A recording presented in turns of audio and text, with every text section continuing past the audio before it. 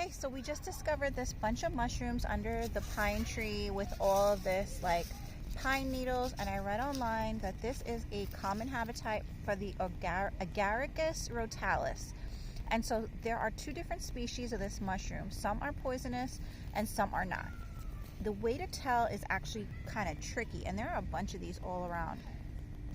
First of all, you're supposed to flip them over, and from what I understood, the bottom is supposed to be pinkish if they're edible, and it should have a mushroomy smell. The ones that are poisonous are usually much whiter, and then they have a more chemically smell. But there was another test that they did online, and that was to scratch the surface of the mushroom. And they said that that is the best way to tell if they're edible. So when you scratch the surface of the Agaricus Rotalis, if it's yellow, it's definitely not edible. So the one they were showing online actually did have a pinkish bottom, but when they scraped it, it was totally yellow.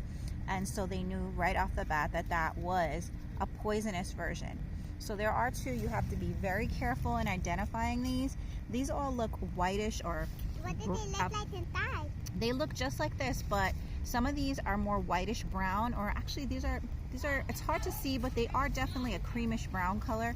There's another version, as I mentioned, that has a more pinkish bottom, but these are definitely not yellow, so these are not the poisonous version, which is good. And you can see they grow in a cluster like this, and the sides do crinkle up, and that's kind of how you tell. And of course their habitat is usually in these areas. Look at how cool that is. Very cool. So be very careful when you're around these mushrooms.